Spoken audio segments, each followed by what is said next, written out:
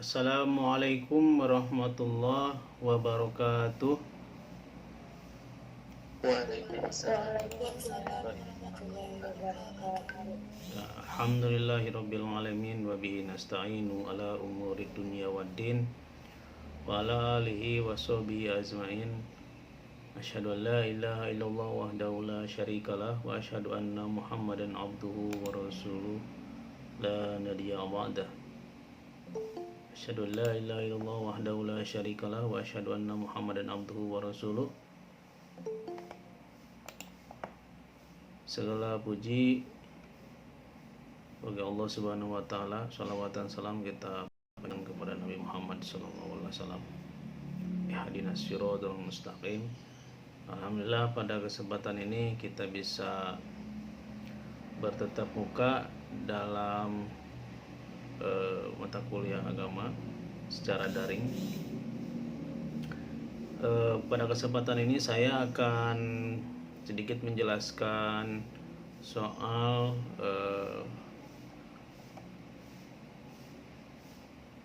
munakahat ya. Kalau dalam RVS itu masuknya pada pembahasan mahasiswa mampu memahami pernikahan merupakan ikhtiar meraih keluarga bahagia ya. Beberapa pembahasan pokoknya yaitu makna cinta dan fitrah, kemudian bimbingan agama dalam mencari pendamping hidup ya, metodenya ceramah dan tanya jawab, kemudian menjelaskan makna cinta dan fitrah manusia untuk menikah, menjelaskan langkah-langkah untuk mendapatkan pendamping hidup ya yang islami. Nah, ini kenapa mahasiswa juga harus sejak semester 1 ini ya sudah harus memahami dalam kehidupan ini kita pasti akan mendapatkan pendamping hidup gitu ya, karena itu adalah sudah sunatullah ya, yaitu sudah ketentuan dari Allah bagi umat Islam yang sudah balik ya, baik itu laki-laki dan perempuan, karena memang kewajiban menikah itu sudah disyaratkan oleh Rasulullah. Nah, kemudian dalam Islam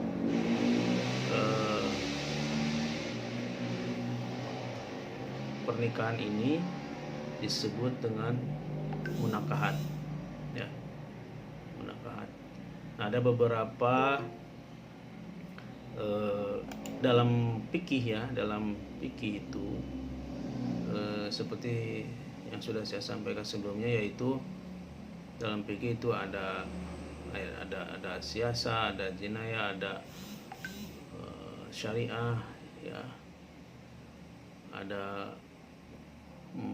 munakahat gitu ya. Jadi terutama dalam dirasa Islamiyah itu juga dibahas tentang salah satu pelaksanaan dari fikih ya, dari sunnah Rasulullah, kaulun, af'alun, atau takrirun kan. Ini salah satunya adalah munakahat. Nah, pernikahan atau yang kita bisa kenal yaitu perkawinan ya, merupakan salah satu sunatullah yang umum ya, berlaku pada semua makhluk Tuhan, baik pada manusia, hewan maupun tumbuh-tumbuhan ya. Jadi semua itu pasti akan mendapatkan pendamping hidup ya. Ya, setiap makhluk hidup, tidak hanya manusia tetapi seluruh makhluk hidup, hewan sampai ke hewan yang terkecil pun ya itu ya, bakteri itu juga melakukan pernikahan ya,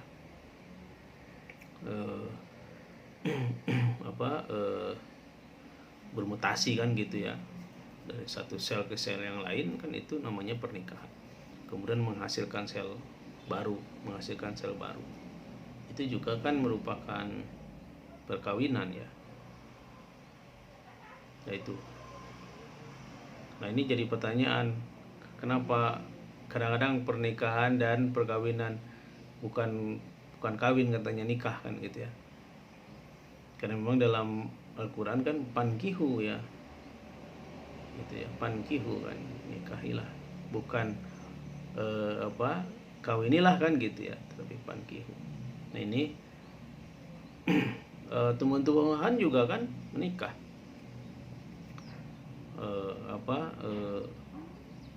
menghasilkan embrio gitu ya, embrio gen-gen baru kan gitu, itu melalui pernikahan.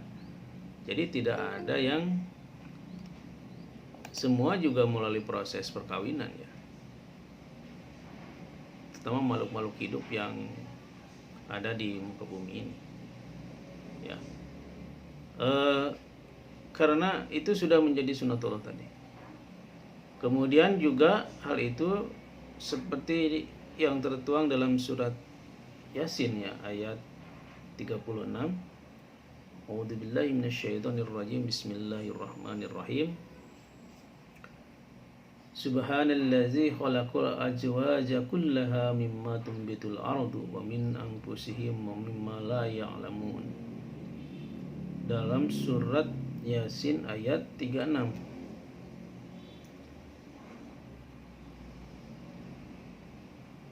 Jadi subhanallazi, maha suci Allah, subhanallazi khalaqal azwaja, maha suci Allah yang telah menciptakan semuanya, kullaha semuanya, mimma tumbitu ya, berpasang-pasangan, kullaha mimma tumbitul ardu, berpasang-pasangan, baik dari apa yang ditumbuhkan oleh bumi, wa min anfusihim, dan dari diri mereka semua atau dari mereka sendiri ya, wa mimma la ya'lamun, maupun dari apa yang tidak mereka ketahui. Jadi Allah sudah mengisyaratkan dalam surat Yasin ayat 36 ini bahwa mimma tumbitul ardu ya, berpasang-pasangan gitu. Khalaqul azwaja kullaha mimma tumbitul ardu, berpasang-pasangan di muka bumi ya. Jadi di mimma tumbitul ardu wa min anfusihim, dari diri mereka sendiri. Artinya dari setiap makhluk hidup, dari setiap yang hidup, yang tumbuh di muka bumi ini, maka muncullah ya yang baru gitu ya. Karena tadi Allah ciptakan berpasang-pasangan, langit dan bumi juga berpasang-pasangan kan, malam siang ya. Jadi tidak semua Allah ciptakan berpasang-pasangan ya. Karena memang tentunya manusia sebagai makhluk yang dimuliakan Allah Subhanahu wa taala ya, dibedakan dengan makhluk yang lainnya dalam menyalurkan nalurinya. Nah, ini yang membedakan ketika sudah manusia ya, fitrah manusia, maka tentunya sebagai makhluk yang mulia ya, makhluk yang dimuliakan oleh Allah Subhanahu wa taala ya, maka tentunya cara perkawinannya, pernikahannya juga dibedakan dengan makhluk lainnya, terutama dalam menyalurkan nalurinya. Tentunya tidak sebebas sebagaimana makhluk hidup yang lain, ya, terutama hewan, ya. Antara jantan dan betina. Kalau laki-laki dan perempuan itu kan manusia, ya. Ar-rijalu wan nisa'u, gitu ya. Ar-rijalu qawwamuna 'alan nisa'. Laki-laki adalah perempuan bagi laki-laki adalah pemimpin bagi kaum perempuan. Nah, tetapi ada perbedaan secara naluri bagi makhluk hidup yang lain, hewan, yaitu antara jantan dan betina. Mereka tidak bisa seperti manusia, ya, menyalurkan nalurinya, karena memang manusia itu memiliki kehormatan dan martabat kemanusiaannya, ya, kemuliaan manusia.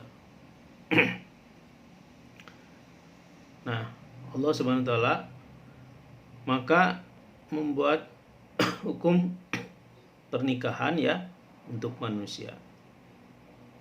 Jadi dalam fikih sunnah itu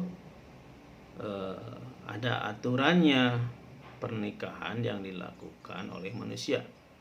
Ada tata caranya, ya, pernikahan untuk menggabungkan antara laki-laki dan perempuan yang telah diatur oleh Allah Subhanahu wa taala. Karena memang ini untuk mengembangkan generasi berikutnya, berkembang biak, ya. Gitu kan. Kalau makhluk hidup berkembang biak, manusia juga sama berkembang biak, ya. Dari 1, 2 gitu, ya. Dan bertambah lagi gitu kan. Ya idealnya 2 saja lah gitu. Kalau mau banyak silahkan, ya, nanti kalau kalian sudah pada menikah atau berkeluarga silahkan, kalau mau banyak juga tidak dibatasi, ya, karena memang untuk tadi supaya berkembang biak kan gitu, melahirkan dan terus tumbuh gitu kan, ya. Nah ini dari generasi ke generasi yang lainnya, setelah masing-masing dari pasangan siap melakukan kewajibannya, ya, yaitu mewujudkan tujuan pernikahan yang sesuai dengan syariat, sebagaimana tercantum dalam Al-Quran surat Ar-Rum ayat 21. Bismillahirrahmanirrahim. Wa min ayatihi an khalaqalakum min anfusikum azwaja litaskunu ilaiha wa ja'ala bainakum mawaddatan wa rahmah. Inna fi dzalika laayatin liqaumin yatafakkarun. Jadi wa min ayatihi, dan seperti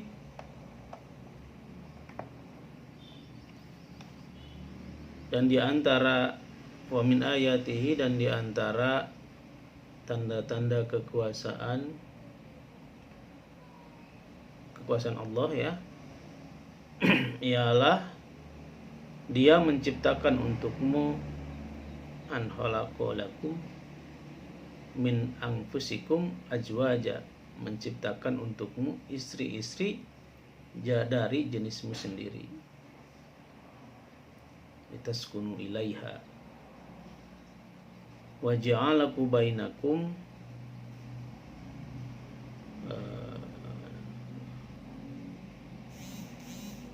supaya kamu cenderung dan merasa tentram, ya, mawaddatan wa rahmah kepadanya, dan dijadikannya di antara rasa kasih sayang, mawaddatan warahmah. Jadi kasih sayang ya.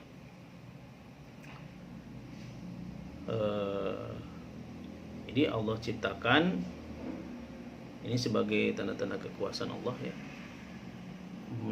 Jadi diciptakan untukmu istri-istri dari jenismu sendiri. Tentunya ini bagi laki-laki diciptakanlah istri-istri ya dari jenismu sendiri supaya kamu cenderung dan merasa tentram kepadanya ya, dan dijadikannya di antara kasih sayang dan rasa kasih dan sayang. Inna fi dzalika laayatil liqaumin yatafakkarun. Sesungguhnya pada yang demikian itu benar-benar terdapat tanda-tanda bagi kamu yang berpikir.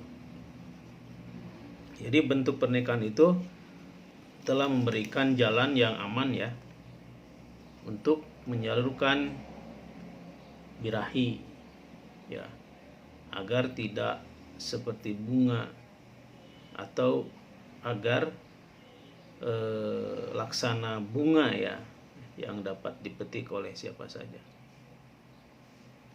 Ya karena kan tentunya laki-laki memiliki perasaan ya, perasaan kelaki-lakiannya, kecuali kalau laki-laki yang tidak memiliki perasaan pada perempuan, itu patut dipertanyakan. Ada banyak, tidak banyak ya, cuman ada kan. Ya mohon kalau ada di antara kalian juga harus segera ya berobat ya gitu kan, atau bagaimana caranya supaya ya karena kan kalau laki-laki ada hasrat pada perempuan itu normal kan gitu, tetapi kalau tidak ada hasrat ya justru itu dipertanyakan, jangan-jangan Anda tidak normal kan gitu ya kan. Banyak ada, tapi itu diusahakan kalau bisa diobati gitu. Dengan cara apa tadi? Nah, kita harus berzikir, tafakur, berdoa kepada Allah ya supaya penyakitnya itu hilang gitu. Itu penyakit kan sebetulnya, karena dalam sejarah kan juga ada ya sejarah kaum laki-laki menyukai kaum laki-laki kan, itu kaum sodomi gitu ya, Nabi Lut ya. Nah ini yang menjadi persoalan, kalau laki-laki sukanya sama laki-laki, kapan mau punya keturunannya ya, yang tadi yang mawaddatan warahmah ya. Kasih sayang itu nggak ada kan gitu. Kasih sayangnya itu kasih sayang yang kalau sesama kan itu cenderung ya menjadi negatif gitu ya, dan menjadi penyakit kan gitu.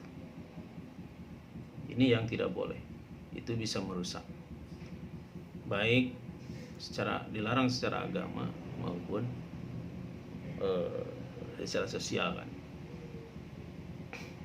Maka kalau kita lihat banyak yang kalau di Eropa mungkin di Amerika kawin sesama jenis itu diperbolehkan, artinya tidak ada aturan ya, pelarangan gitu, karena menyangkut HAM, hak asasi manusia.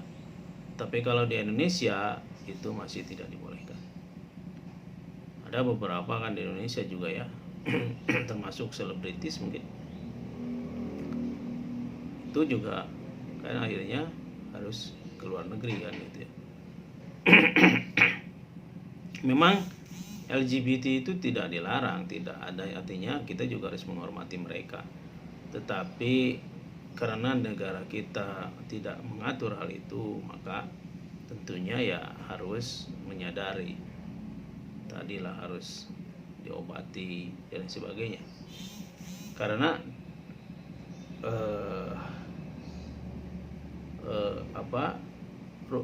manusia itu sebetulnya diciptakan untuk harus saling menyayangi. Kemudian diciptakanlah tadi azwaja ya, azwaja litaskunu ilaiha. Jadi azwaja itu istri-istri litaskunu ilaiha dari jenismu sendiri. Jadi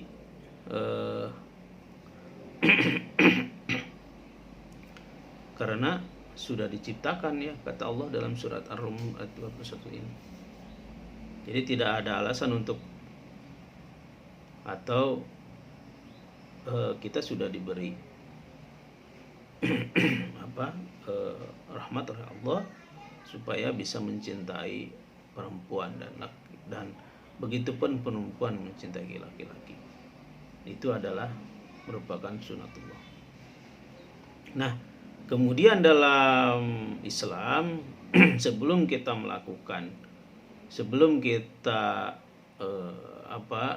berhubungan ya secara sah, baik itu secara Islam maupun negara, maka ada aturannya, yaitu apa aturannya? Maka ada yang dinamakan dengan fankihu ya, nikah gitu. Karena nikah itu memberikan jalan yang aman untuk menyalurkan tadi hasrat ya, kemanusiaan kita. Nah, peraturan pernikahan seperti ini diridhoi oleh Allah Subhanahu wa taala untuk menciptakan kemaslahatan manusia baik di dunia maupun di akhirat.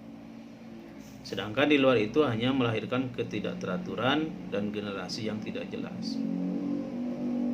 Jadi ketika tadi juga kasih sayang kita sesama jenis juga jangan tadi keterlaluan.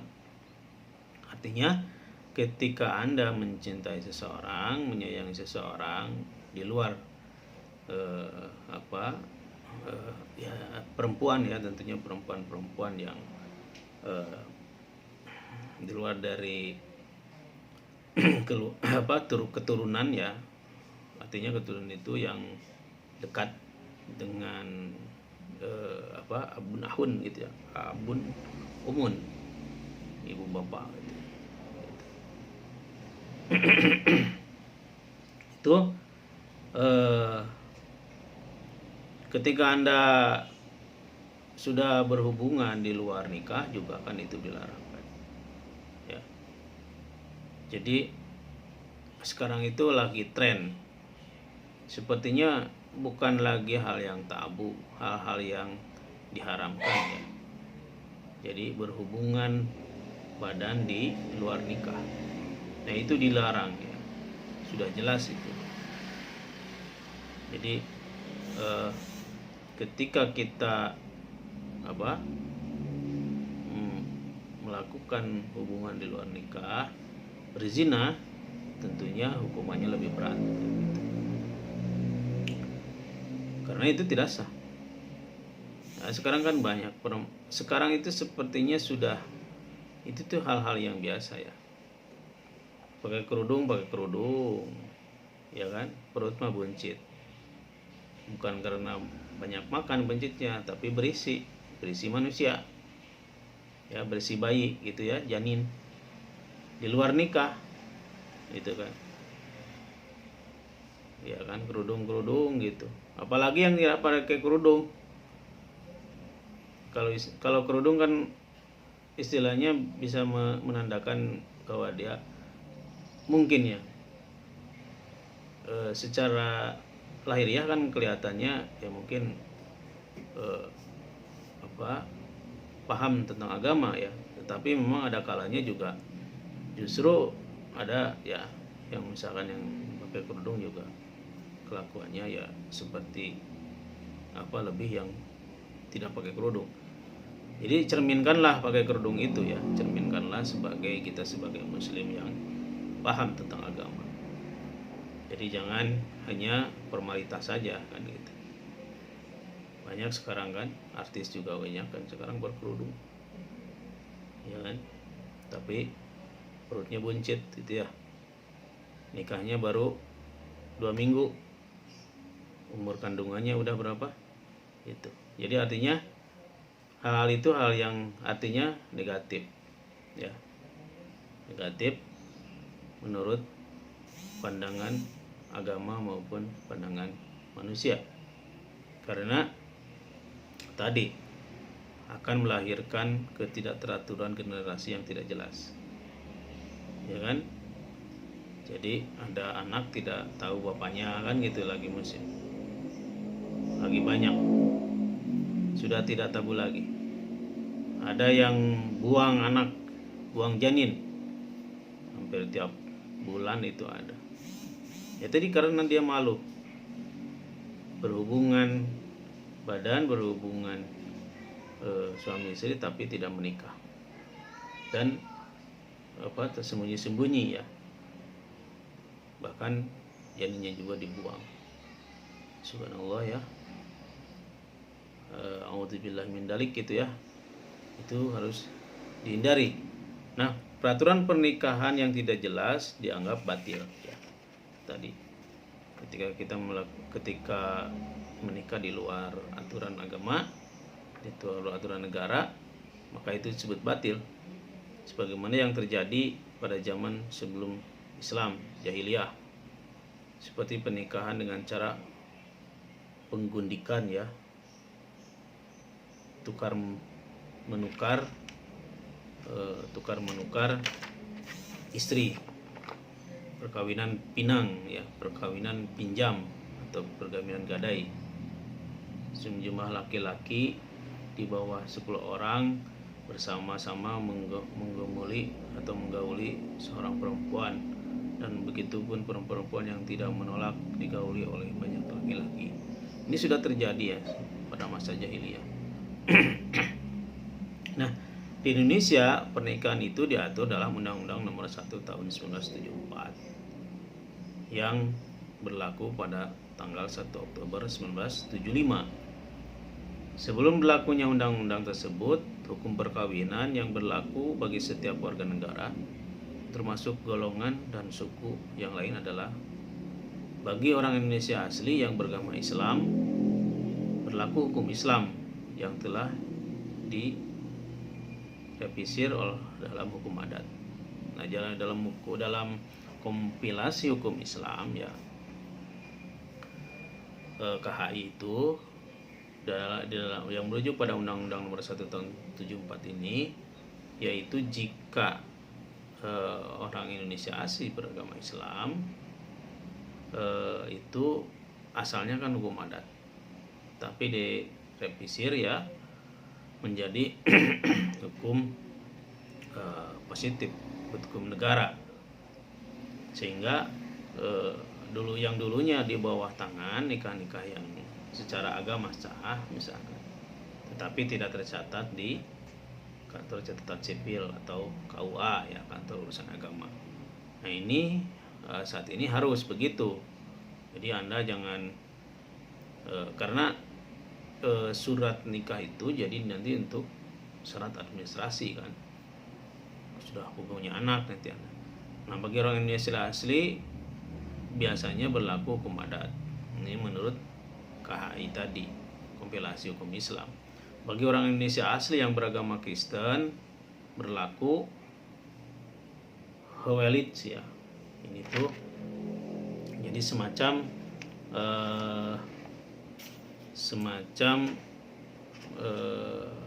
Hawelits ini adalah Ordonantie Kristen Indonesia ya. Itu termasuk dalam Stemblat. Stemblat itu hukum perdata ya, hukum perdata umum tahun 1933 nomor 74. Ini harus tercatat juga ya di kantor catatan sipil kalau yang non Islam. Nah, bagi orang timur asing seperti Cina dan warga negara Indonesia keturunan Cina, kalau dulu ya Tionghoa, berlaku ketentuan kitab undang-undang hukum perdata dengan sedikit penyesuaian. Kemudian bagi orang timur asing dan warga Indonesia keturunan timur berlaku hukum adat ya. Bagi orang Eropa dan warga Indonesia keturunan Eropa dan disamakan dengan mereka berlaku kitab undang-undang hukum perdata. Masih puk ya, juhdi, masail hukuliyah ya. Masail fikhiyah ya. Jadi ini adalah sebagai prasyarat ya pernikahan menurut Undang-Undang Nomor 1 Tahun 1974. Kemudian aturan menikah ya, anjuran untuk menikah itu tadi Islam sudah menganjurkan pernikahan menggunakan beberapa cara dengan selaku teladan bagi umatnya, karena di Islam itu seperti itu, sehingga melakukannya adalah ibadah sebagaimana sunnah Nabi Sallallahu Alaihi Wasallam. 4 perkara yang merupakan sunnah Nabi, yaitu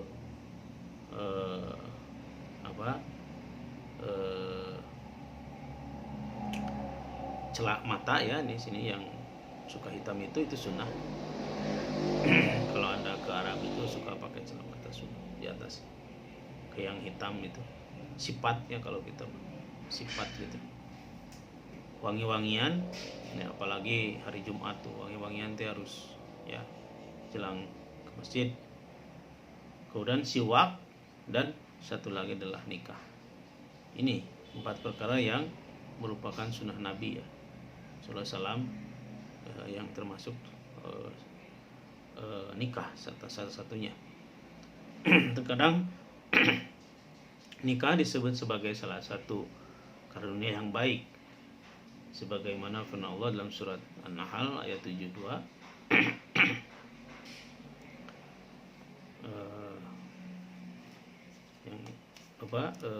Karena memang terkadang nikah disebutnya sebagai salah satu kekuasaan Allah, sebagaimana yang tercantum juga dalam surat Ar-Rum ayat 21. Nah, dari penjelasan di atas itu maka dapat dilihat bagaimana hukum nikah itu ya. Yang pertama adalah wajib. Nah, Anda ini apakah masuk ke yang mana ini ya? Di antara yang 5 ini. Apakah wajib? Yaitu bagi orang yang sudah berkeinginan untuk menikah, mampu menanggung kebutuhan dan tanggung jawab, serta merasa khawatir jika tidak menikah akan terjerumus ke dalam perzinahan. Ini yang wajib ya. Ingin menikah, mampu menanggung kebutuhan keluarga, tanggung jawab ya, serta khawatir ya akan terjerumus ke zina. Ini wajib hukumnya. Kemudian sunnah, yaitu bagi orang yang berkeinginan untuk menikah ya, mampu menanggung kebutuhan dan tanggung jawabnya, tetapi ya tidak khawatir untuk terjerumus ke dalam perzinahan, maka baginya lebih baik menikah kan gitu ya. Nah, kemudian haram, yaitu bagi orang yang mengetahui dirinya tidak mampu hidup berumah tangga, melaksanakan kewajiban suami istri. Demikian pula haram menikah bagi orang yang memiliki tujuan untuk menyakiti istrinya. Samping itu haram menikah karena faktor lain seperti misalkan beda agama, satu keturunan dan lain-lain. Itu haram ya. Nah, ada yang makruh. Makruh itu adalah bagi orang yang tidak mampu memberikan nafkah dan pelayanan selayak-layaknya, sementara ia sendiri tidak desak untuk melakukan pernikahan. Nah, itu makruh. Nah, ada yang mubah, yaitu boleh, dan hal ini merupakan hukum asal daripada nikah. Boleh bagi yang ingin dan tidak, malah bagi yang tidak menginginkannya, asal tidak terjerumus kepada masalah perzinahan. Ini ya, jadi ada 5 hukum nikah ya. Nah, Anda masuk yang mana? Misalkan tadi makruh, tidak mampu memberikan nafkah, pelayanan selayaknya, sementara Anda kan tidak terdesak untuk melakukan pernikahan. Kecuali kalau tadi, kalau sudah terlalu dekat dengan pacar, sudah kesana kemari, sudah nginap di rumah pacar, nah itu harus bahaya itu, nanti takut haram, takut zina. Maka tadi harus Anda meskipun tidak kurang mampu, tetapi takut terjerumus pada perzinahan, ya maka lebih baik menikah, itu masuk pada sunat gitu ya. Maka Anda haruslah segera menikah, itu masuk pada sunat. Nah, kemungkinan Anda masuknya pada level yang makruh ya. Anda itu belum mampu memberikan nafkah dan pelayanan selayaknya, sementara juga tidak terdesak melakukan pernikahan karena masih kuliah. Selesaikan dulu aja kuliahnya ya. Kalau sudah pangseng sekalipun begitu kan, kalau sudah tidak kuat berpuasalah kan, kata Rasul kan ya. Kalau kita tidak kuat libido tinggi, berpuasalah gitu ya, biar menjadi ibadah, justru sebaliknya kan gitu ya. Kita itu daripada tadi memaksakan tetapi kita tidak mampu ya, jadi haram akhirnya kan gitu ya, kan tidak mampu melaksanakan kewajiban suami istri kan gitu ya. Kemudian takut kan, kalau masih muda itu masih emosionalnya masih belum terkendali kan, kadang-kadang marah, kadang-kadang fisik kan gitu, kadang-kadang kan gitu. Nah itu dikhawatirkan tadi akhirnya kan cekcok rumah tangga gitu, itu jadi haram kan ya, menyakiti istri, begitupun istri menyakiti suami ya, itu haram ya. Atau tadi karena misalkan beda agama, meskipun sekarang kan sudah tidak ini lagi ya, kadang-kadang beda agama itu karena di Indonesia tidak bisa ya, dia misalkan pergi ke luar negeri, ada beberapa artis yang gitu ya. Kemudian tadi pernikahan sebagai ikatan suci dan itu ikatan yang kuat ya, mitsakun golidon ya. Tadi di antara pria dan wanita adalah suatu keputusan yang tidak mudah atau lepas atau dilepaskan. Oleh karena itu Islam memandang perlu adanya seleksi, bahkan mohon petunjuk kepada Allah Subhanahu wa taala melalui istikharah agar tidak menyesal di hari kemudian. Kalau Anda kata Allah, mintalah kepadaku kan, kalau mintalah kepadaku jika kau meminta sesuatu. Dengan cara apa? Dengan cara berdoa dan ikhtiar ya. Lalu istikharah dulu. Nah ini mencari pacar pun begitu, istikharah, kalau bisa istikharah dulu ya. Istikharah dulu, apakah ini cocok, apa ada petunjuknya, apa ini ada pertimbangan rohaniyah ya, pertimbangan metafisika ya, pertimbangan doa kan gitu, cocok gak gitu ya. Jangan-jangan tidak cocok, karena Allah itu tadi menjandingkan ya menjandingkan pasangan-pasangan itu Allah sudah sanding-sandingkan. Biasanya gitu, kalau orangnya suka membohong ya pasti disandingkan oleh Allah sama dengan orang yang membohong kan gitu. Orang yang berbuat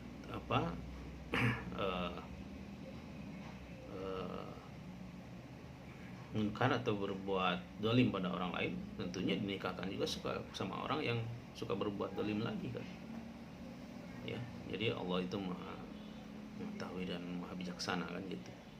Nah maka carilah yang tadi, kalau kita ingin pasangan itu kita baiki diri sendiri. Kalau kita sudah baik, sudah soleh, sudah sesuai dengan aturan agama ya, apa yang kita lakukan, tentu Allah juga akan memberi yang terbaik, yaitu melalui tadi istikharah ya, istikharah agar tidak menyesal di hari kemudian. Salatlah ya tahajud gitu gitu ya, antara jam 1 sampai jam 4 gitu ya, di antara itu tengah malam setelah tahajud istikharah gitu, memohon wirid, zikir gitu ya, meminta petunjuk bagaimana baiknya, termasuk semua biasanya cari pekerjaan juga begitu ya, cari pasangan hidup begitu. Ketika menghadapi juga kesulitan, meskipun ya kalau ibadah itu kan juga tidak melihat, jangan sampai kita ketika kita mendapatkan musibah kita dekat sama Allah, tapi ketika kita mendapatkan nikmat justru jauh dari Allah. Jadi kita harus setiap saat ya dibiasakan gitu, sudah tahajud, sudah istikharah untuk meminta petunjuk dari Allah Subhanahu wa taala. Nah, dalam ajaran Islam laki-laki yang akan memilih pasangan hidupnya dianjurkan oleh Nabi Muhammad SAW untuk memilih diantaranya adalah ada 4 ya.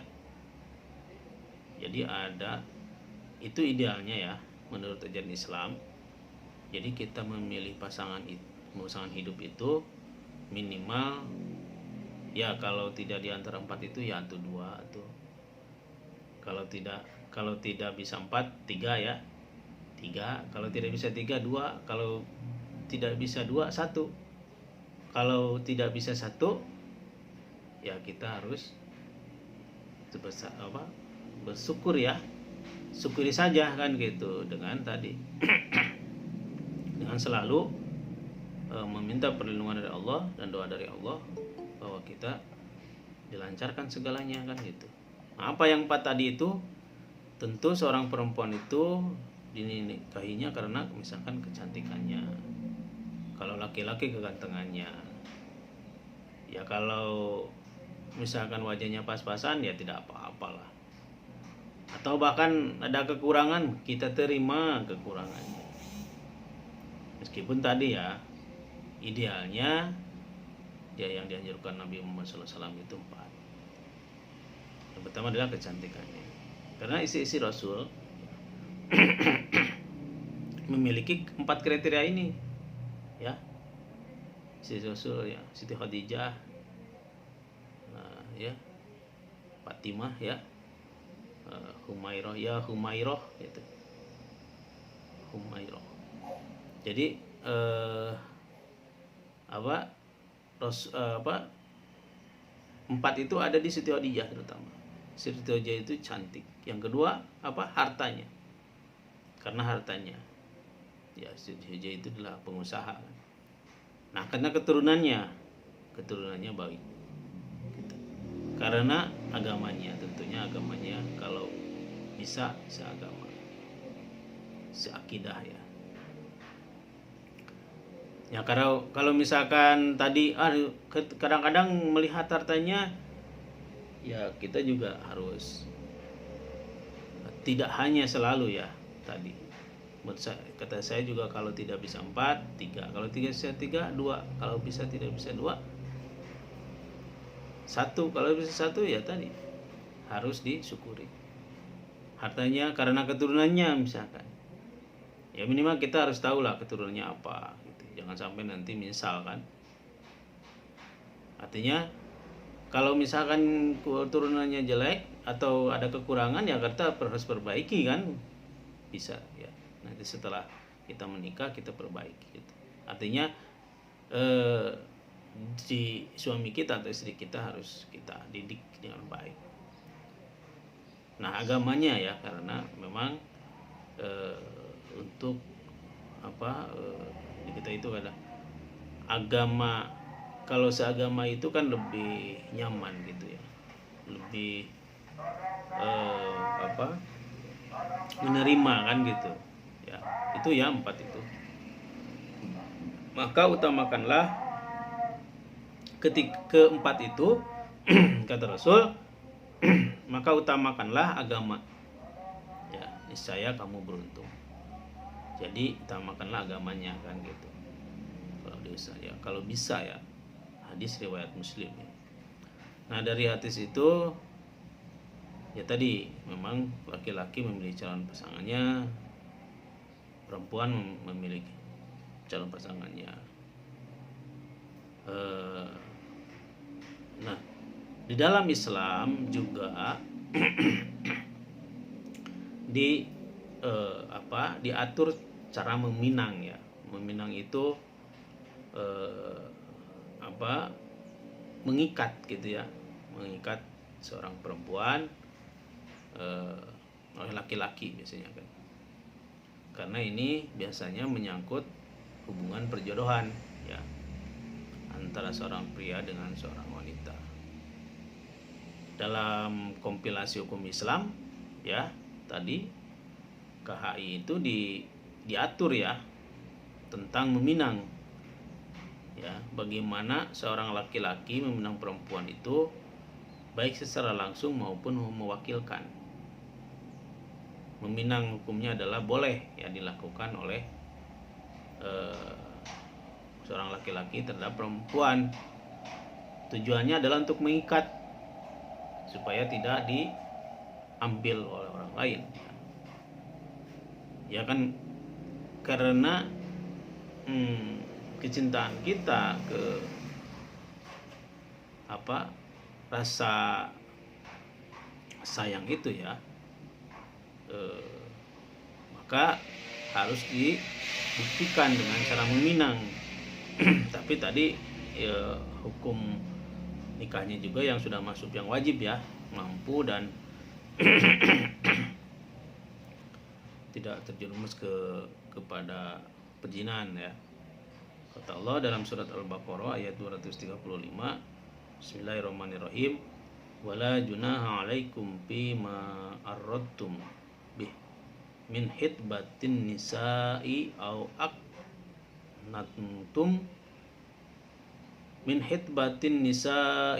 aknantum fi anfusikum alimallahu annakum satadkurunahunna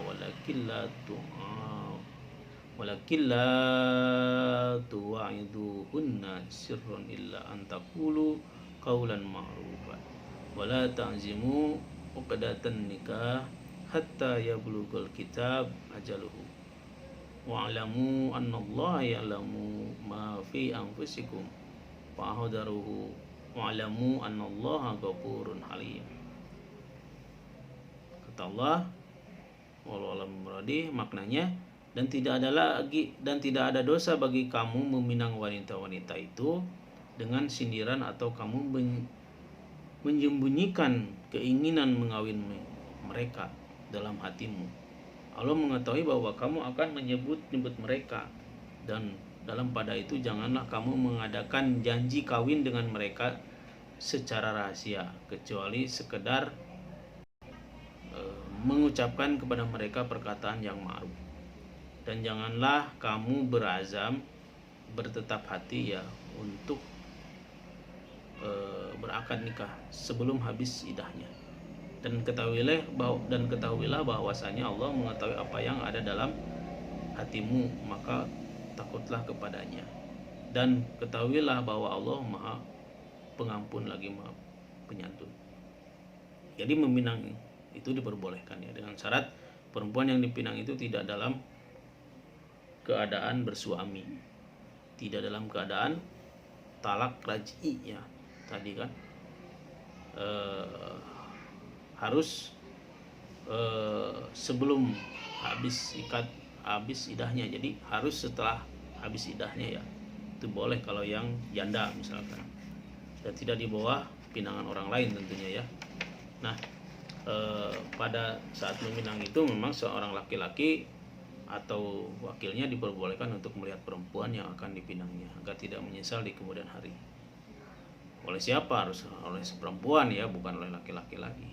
Kalau di dalam aturan Islam kan begitu ya. Walaupun demikian laki-laki tidak diperbolehkan melihat perempuan secara utuh, tetapi pada bagian yang diperbolehkan adalah seperti pada wajah dan telapak tangan. Seperti hadis Nabi SAW, apabila salah seorang di antara kamu meminang seorang wanita, maka tidaklah berdosa baginya untuk melihat perempuan itu, jika melihat perempuan itu dilakukan semata-mata untuk mencari perjodohan baik diketahui oleh perempuan atau tidak. Ya, tentunya hadis riwayat Ahmad ini adalah harus diketahui dulu ya, dari mulai wajah dan telapak tangannya gitu. Ya, jadi oleh perempuan lagi, bukan laki-laki. Diharamkan seseorang meminang pinangan orang lain karena akan menimbulkan tersakitinya orang yang pertama meminang, memecah belah persaudaraan dan menimbulkan permusuhan. Sebagaimana hadis Nabi sallallahu alaihi wasallam riwayat dari Ahmad dan Muslim, yang mananya orang muslim dengan yang lainnya adalah bersaudara. Tidak boleh ia membeli barang yang sudah dibeli saudaranya dan meminang saudaranya saudaranya sebelum ia ditinggalkan.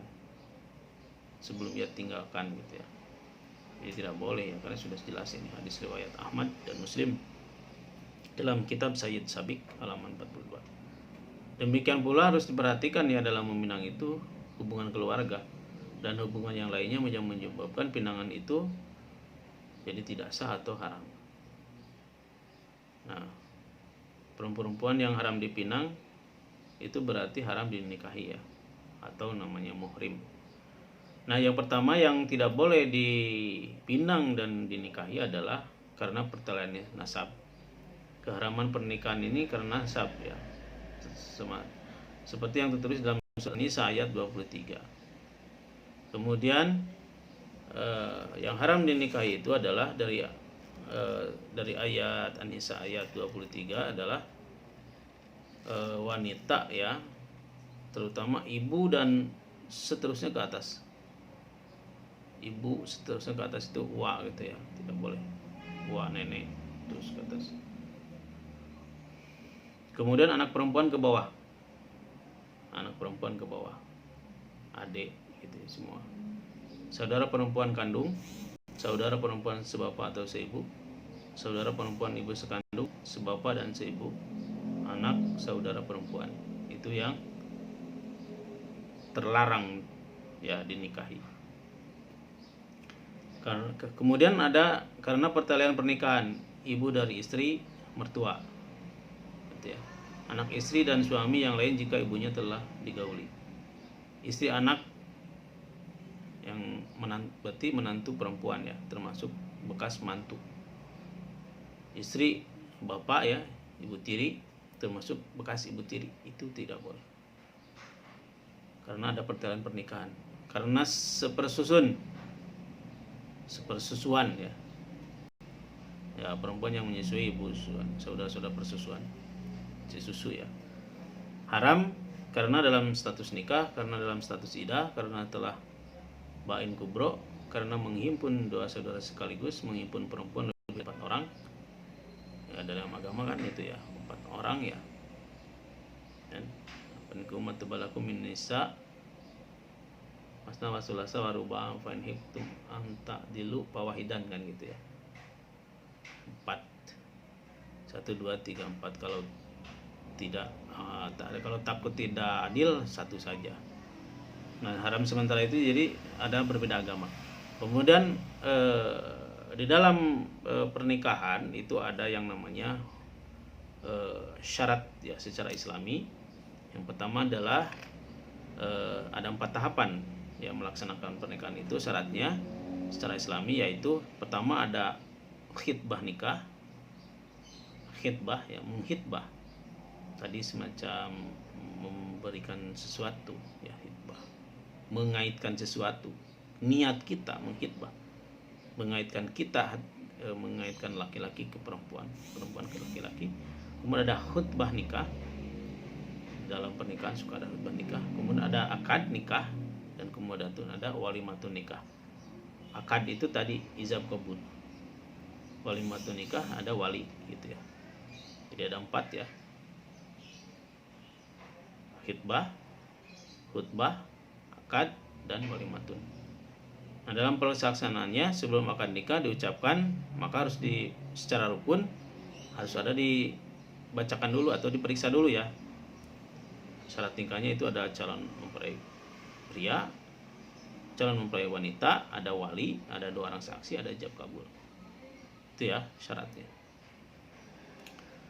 Kemudian ada syarat-syarat juga yang lain dari 5 rukun tadi, yaitu dari calon mempelai pria ada laki-laki, harus laki-laki, balik, berakal, Islam, ya.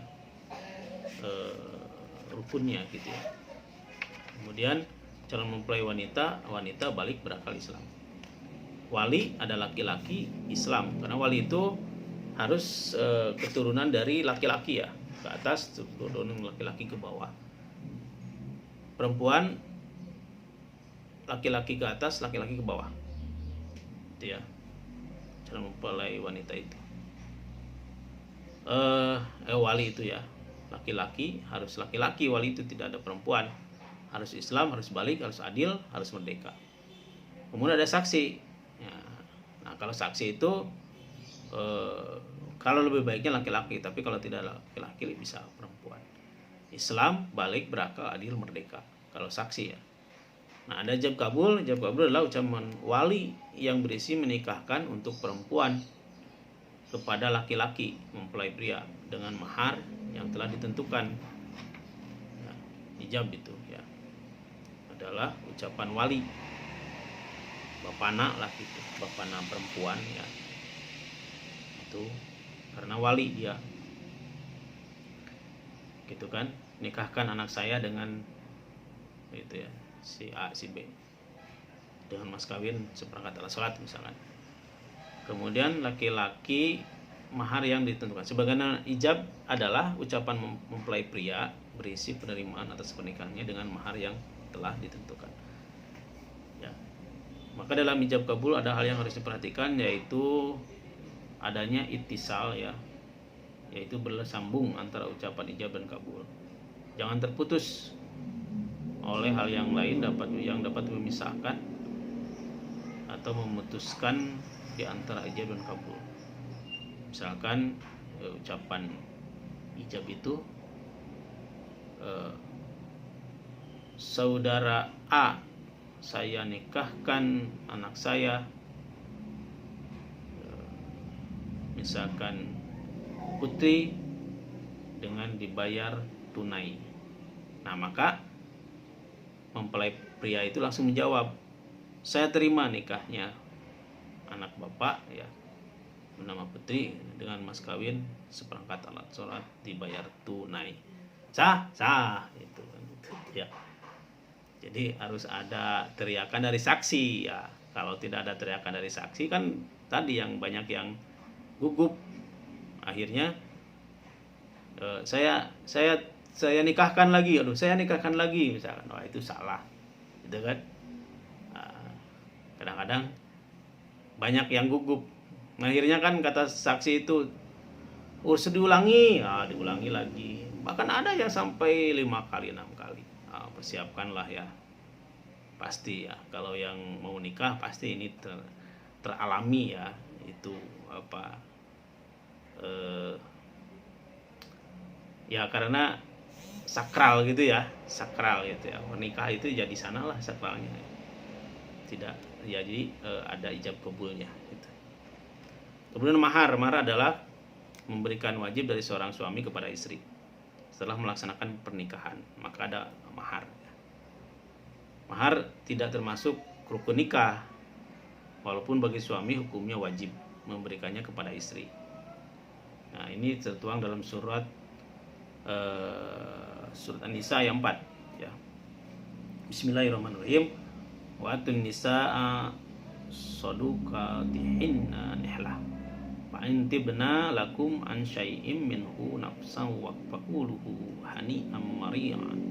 Berikanlah mas kawin mahar kepada wanita yang kamu nikahi sebagai pemberian dengan penuh kerelaan. Kemudian jika merasa menyerahkan kepada kamu sebagian dari mas kawin itu dengan senang hati, maka makanlah, ambillah pemberian itu sebagai makanan yang sedap ya, lagi baik akibatnya. Jadi ini adalah penerimaan mas kawin mahar ya kepada wanita. Adapun prinsip-prinsip adalah di mana mahar kewajiban suami